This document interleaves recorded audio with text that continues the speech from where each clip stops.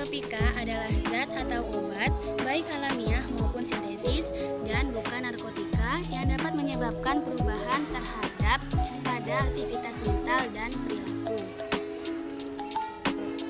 Psikotropika adalah zat atau obat yang bekerja menurunkan fungsi otak serta merangsang susunan syaraf pusat sehingga menimbulkan reaksi berupa halusinasi, ilusi, gangguan cara berpikir, perubahan perasaan yang tiba-tiba, dan menimbulkan rasa kecanduan pada pemakaiannya. Jenis obat-obatan ini bisa ditemukan dengan mudah di apotik. Hanya saja penggunaannya harus sesuai dengan resep dokter. Efek kecanduan yang diberikan pun memiliki kadar yang berbeda-beda, mulai dari berpotensi tinggi menimbulkan ketergantungan hingga ringan. Banyak pengguna yang mengonsumsi obat-obatan tersebut tanpa izin dari dokter. Meski efek kecanduan yang diberikan termasuk rendah, namun tetap saja bisa berbahaya bagi kesehatan. Data menunjukkan sebagian besar pemakai yang sudah mengalami kecanduan dimulai dari kepuasan yang didapatkan usai mengkonsumsi zat tersebut yang berupa perasaan senang dan tenang. Lama-kelamaan, pemakaian mulai ditingkatkan sehingga menyebabkan ketergantungan. Jika sudah mencapai level parah, bisa mengakibatkan kematian. Penyalahgunaan dari obat-obatan tersebut juga bisa terancam terkena hukuman penjara. Karena itulah, meski beberapa manfaatnya sangat baik bagi kesehatan, namun jika berlebih dan tidak sesuai dengan anjuran dokter bisa menyebabkan efek yang berbahaya.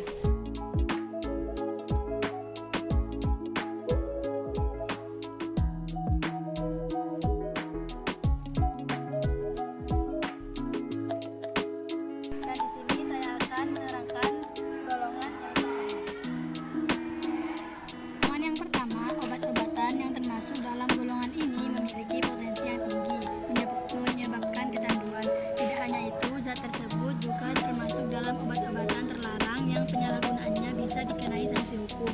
Jenis obat ini tidak untuk pengobatan melainkan hanya sebagai pengetahuan saja. Contoh dari psikotropika golongan 1 diantaranya adalah LSDM,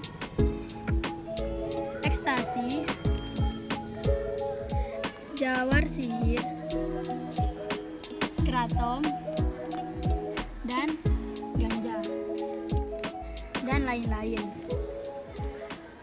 Yang secara keseluruhan jumlahnya ada 14 dari sekian banyak jenis narkoba yang beredar, maka ekstasi mungkin inilah yang paling banyak diproduksi dalam negeri. Selain dari bahan bakunya mudah didapat, harga jualnya pun bervariasi mulai dari harga golongan high class eksekutif, selebritis di atas 100.000 hingga harga banting di warung kafe 10.000 per butir. Inex, nama lain ekstasi ini, masih keturunan kandung psikotropika, banyak diperjualbelikan bagai kacang goreng. Ekstasi beredar dalam bentuk tablet dan kapsul dengan ukuran sebesar kancing rah baju yang berdiri dari berbagai macam jenis, diantaranya Adam, Eva, Flash, Dollar, Bon Jovi, Mike Tyson, Playboy, Apple, Angel, White Dove, dan lain-lain. Pemakaian zat tersebut memberikan efek halusinasi bagi penggunanya serta merubah perasaan secara drastis. Efek buruk dari penyalahgunaannya bisa menimbulkan kecanduan yang mengarah pada kematian jika sudah mencapai level parah. Dan di sini saya akan menjelaskan golongan yang nomor 2.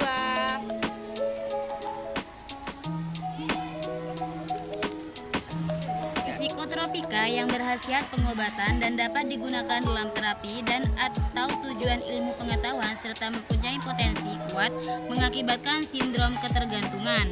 Golongan 2 juga memiliki resiko ketergantungan yang cukup tinggi, meski tidak separah golongan 1. Pemakaian obat-obatan ini sering dimanfaatkan untuk menyembuhkan berbagai penyakit. Penggunaannya haruslah sesuai dengan resep dokter agar tidak memberikan efek kecanduan.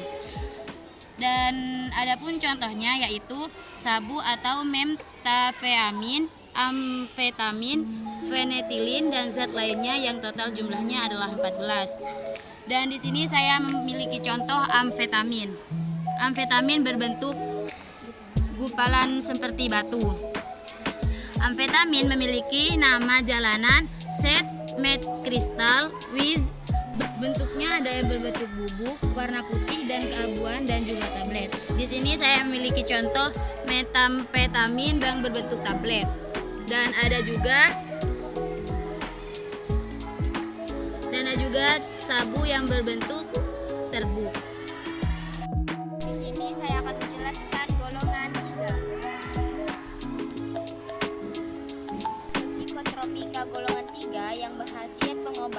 dan dapat digunakan dalam terapi dan atau tujuan ilmu pengetahuan serta mempunyai potensi sedang mengakibatkan sindrom ketergantungan. Golongan 3 memberikan efek kecanduan yang terhitung sedang. Namun begitu, penggunaannya haruslah sesuai dengan resep dokter agar tidak membahayakan kesehatan. Jika dipakai dengan dosis berlebih, kerja sistem juga akan menurun secara drastis. Pada akhirnya, tubuh tidak bisa terjaga dan tidur terus sampai tidak bangun-bangun. Penyalahgunaan obat-obatan golongan ini juga bisa menyebabkan kematian. Contoh dari zat golongan 3 diantaranya adalah Megadon yang berupa pil, buprenorfin yang berupa tablet, amital sodium yang berupa injeksi, dan pentobarbital yang berupa injeksi. Pentobarbital merupakan antikonvulsan turunan barbiturat yang efektif dalam mengatasi epilepsi. Pentobarbital menekan korteks sensor, menurunkan aktivitas motorik, menyebabkan kantuk, efek sedasi, dan hipnotik. Saya akan menjelaskan psikotropika golongan terakhir yaitu golongan 4. Psikotropika golongan 4 yang berkhasiat pengobatan yang sangat luas digunakan terapi dan atau untuk tujuan ilmu pengetahuan serta mempunyai potensi ringan mengakibatkan sindrom ketergantungan. Contohnya diazepam. Golongan 4 memang memiliki risiko kecanduan yang kecil dibandingkan dengan yang lain. Namun, tetap saja jika pemakaiannya tidak mendapat pengawasan dokter, bisa menimbulkan efek samping yang berbahaya, termasuk kematian. Penyalahgunaan obat-obatan pada golongan 4 terbilang cukup tinggi. Beberapa di antaranya bahkan bisa dengan mudah ditemukan dan sering dikonsumsi sembarangan. Adapun contoh dari golongan 4 di antaranya alprazolam, dumolid yang mengandung nitrazepam, sedativa, pilkoplo, clobazam, dan sudah tahu kan betapa bahayanya psikotropika bagi kehidupan? Jadi buat kalian yang masih mengkonsumsi, segeralah berhenti karena kesehatan kalian merupakan